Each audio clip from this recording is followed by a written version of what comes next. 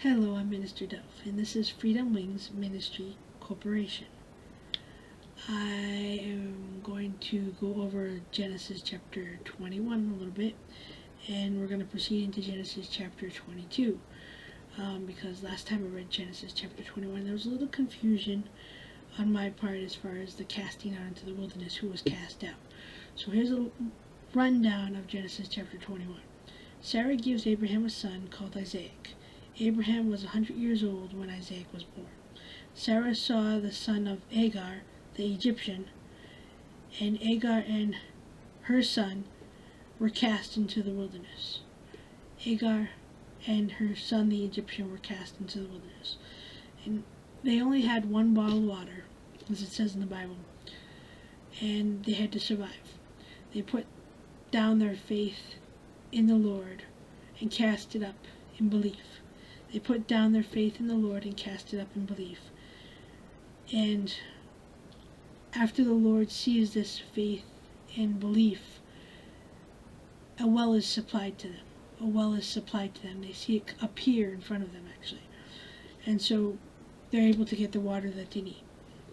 And then Abraham and a fellow partner named Epilai, it's Abimelech, Epilach, are leaders in their time, and they form a covenant, and within this covenant, Beersheba is the city that is formed. So within the covenant we find Beersheba, a city that is formed. Now in Genesis chapter 22, we're going to see Abraham proves his faith and devotion to the Lord as he is willing to sacrifice his son. So let's read chapter 22. And it came to pass after these things that God did tempt Abraham, and said unto him, Abraham, and he said, Behold, here I am. And he said, Take now thy son, thine only son Isaac, whom thou lovest, and give thee unto the land of Moriah, and offer him there for a burnt offering upon one of the mountains which I will tell thee of. Okay, so I'm reading out of the King James Bible, which is very public. You can get it at Walmart. And that's the Bible that I will always be reading out of on these videos. Anyway, so chapter 22 in Genesis, number 3. And Abraham rose up early in the morning, and saddled his ass, which is donkey, and took 2 of his young men with him, and Isaac his son, and clave the wood for the burnt offering, and rose up and went unto the place of which God had told him. Then on the 3rd day Abraham lifted up his eyes, and saw the place afar off. And Abraham said unto his young men, Abide ye here with the ass, and I with the ass, the donkey, and I and the lad will go yonder and worship and come back to you. So Abraham, the altar site appears to him, and he says, I'm going to go with my son to the altar and I'll return. He says to the party that's with him. And Abraham took the wood and burnt offering and laid it upon Isaac his son, and he took the fire in his hand and a knife, and they went both of them together. And Isaac, this is number 7. And Isaac spoke unto Abraham his father, and said, My father. And he said, Here am I, my son. And he said, Behold the fire and the wood, but where is the lamb for the burnt offering? So the son is wondering, what are we going to give for this offering? We're making this altar, we're worshiping the Lord, but what are we going to give within that worship? So Abraham said, My son, God will provide himself a lamb for a burnt offering. So they both went together, and they came to the place which God had told him of. And Abraham built an altar there, and laid the wood in order, and bound Isaac his son, and laid him on the altar upon the wood. He laid his son on the altar upon the wood, because he was given the message that he had to sacrifice his son. And this is how the Lord is testing his faith and true allegiance to him, because he is saying you must sacrifice your only son. And Abraham stretched forth his hand and took the knife to slay his son. And the angel of the Lord called unto him out of heaven and said, Abraham, Abraham. And he said, Here I am. And he said, Lay not thy hand upon the lad, neither do thou anything unto him, for now I know that thou fearest God, seeing thou hast not withheld thy son, thy only son, from me. So Abraham is seeing that the Lord is not going to intervene and kill his son. The Lord is not going to intervene and kill his son.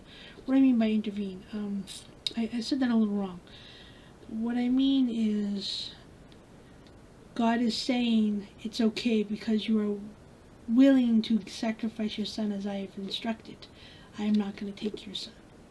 So he's intervening in a way not to intervene. He's saying, I'm stopping it. I'm stopping it. And maybe my way of thinking is a little off, not making sense when I say intervene. But so anyway, God says to Abraham, it's okay. I see the faith that you have in following me. I see the faith that you have in following me. He's following God's instructions. He's willing to sacrifice his only son. So God sends his angels to Abraham, and they say, No, wait. Do not sacrifice your son. And that's what I mean by intervene.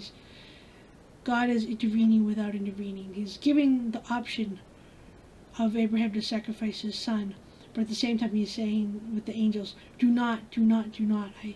I don't want you to. Because you are willing to, I therefore say I do not want you to. Because you are willing to, I therefore say I do not want you to. Okay, so let's see now. Number 12, Genesis chapter 22. And he said, Lay not thy hand upon the lad, neither do thou anything unto him. For now I know that thou fearest God, seeing thou hast not withheld thy son, thy only son, from me. And Abraham lifted up his eyes and looked, and behold, behind him a ram caught in a thicket by his horns. And Abraham went and took the ram and offered him up for a burnt offering in the stead of his son. So what comes to pass? What Abraham said, God will supply his offering. God will supply his offering. He was saying that, not sure if the offering was going to be his son, but he had faith that if he just followed what the Lord was instructing, things would work out. See, we all need to be like that. Just follow what the Lord is instructing, and things will work out. Follow what the Lord is instructing on us, and things will work out. Don't have worry, fear, paranoia, whatever. If you pray and meditate and think and talk to the Lord when you're in confusion, pray and meditate and talk to the Lord. And the Lord will take care of us. He supplies the offering. He says, No, I don't want you. Because you are willing to, I do not want you to kill your son. Here is an offering. When he looks behind himself, when Abraham looks behind, he sees the offering. Let's see, number 14, Genesis 22.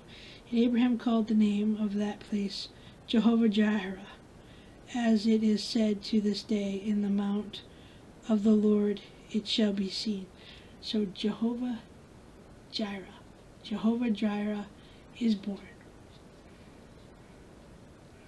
Number 15. And the angel of the Lord called unto Abraham out of the heavens the second time, and said, By myself have I sworn, saith... Okay, let me start that again. Number 16, Genesis, chapter 22. And said, By myself have I sworn, saith the Lord, for because thou hast done this thing, and hast not withheld thy son, thy only son, that the blessings I will bless thee and in multiplying I will multiply thee, seed as the stars of the heavens, and as the sand which is upon the seashore, and thy seed shall possess the gate of his enemies. Shall possess the gate of his enemies. So the Lord is saying he's going to have a mighty casting on the life of Abraham's son and his family. There's a mighty casting on the life of Abraham's son and his family, as to keep them together, so to speak, within the Lord's faith. Keep them together, so to speak, within the Lord. I might not make a lot of sense. I'm saying what's coming to my mind when I'm talking about this. But basically, God is happy with Abraham being willing to sacrifice his son. And God says, I will take care of you and your son for many years to come. I will take care of you and your son for many years to come. You do not need to sacrifice your son. Here is what I want you to sacrifice. Here is what I want you to sacrifice, which was an offering appeared. Alright. Number 18. And in thy seed shall all the nations of the earth be blessed, because thou hast obeyed my voice. So, like I was saying, the Lord is going to bless because of faithfulness. The Lord is going to bless because of faithfulness. Just think about it. Just think. I'm making sense without making sense. Just think. The Lord will bless without blessing. The Lord will bless without blessings being destroyed. The Lord will bless without blessings being destroyed. Because the blessings that you take on in your everyday life, the blessings that you take on in your everyday life are what the Lord wants you to do. The blessings that you take on in your everyday life is put on you by the Lord. There we go. That's a good way to put it. The blessings that you take on in your everyday life is put on to you by the Lord. And if you are confused, stop, talk, meditate, say, hey Lord, what do you want from me? And the Lord will answer you. The Lord will answer you. So the blessings that are bestowed on your daily life is brought onto you by the Lord. So the blessings that are bestowed on your daily life is brought onto you by the Lord. Let's see. Number 19. So Abraham returned unto his young man, and they rose up and went together to Beersheba. And Abraham dwelt at Beersheba. So the kingdom, the city that is formed in chapter 21 Genesis by Abraham and Abimelech, Abimelech, Abimelech.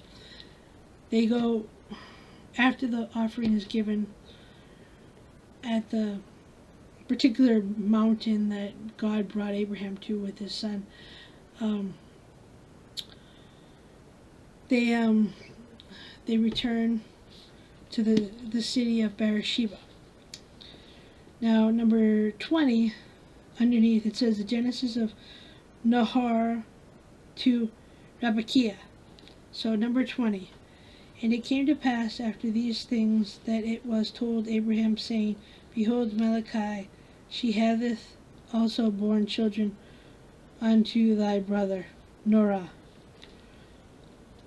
Has his firstborn, and was his brother, and Chemiel, the father of Abram, and Chesed, and Hosah, and Philadash, and Jedapath, and Bethel, and Bethel begat Rabbakiah. These 8 Malachi did bear to Norah, Abraham's brother, and his concubine, whose name was Rumiah, and bare also Tebiah, and Gama, and Thasha, and Malachi. Okay, so I'm mingle mushing the names. my suggestion, if you really want to know the names and the family genealogies, get the King James Bible, go through the different things, read it for yourself, take names. Names can be changed around. When I was in school, I had reading problems. Not because, well, I was a kid that didn't really want to do what she was told. But anyway, I was told when it came to names, it didn't really matter as long as you had the content of the story. So think about that as you go through the Bible. Names are names, yes, but the moral of the story is what's important. Names are names, yes, but the moral of the story is what's important. And so we see that is actually the end of chapter 22 Genesis, the little genealogy aspects there. So what we see is, again, God will bestow blessings upon us as we bestow the blessings upon faith in Him. God will bestow blessings upon us as long as we bestow blessings and faith unto Him. See, when we worship God, He gets happy. He is our Father. You know, anything can happen at any time in any part of the world. And the Lord is just there for you. Just there for you. But we need to be there for Him in faith. Do you understand? We need to be there for Him in faith. If we don't have the faith, if we don't have the belief, if we're not following Him or reading His Word from time to time, or going to church, or having positivity in the community, then He is sad. He is, He loves us very much. But we need to bestow love unto Him. And as we bestow love unto Him in the blessings of the daily works that we put into our life, as we bestow love on the Lord into the blessings of the daily works that we put into our life, He's happy. He's our Father. He's happy. He's our Father. Now, you think about what blessings do you bestow back onto the Lord within your faith? What blessings do you bestow back on the Lord within your faith? On that note, I'll say many blessings, my friends. Many blessings.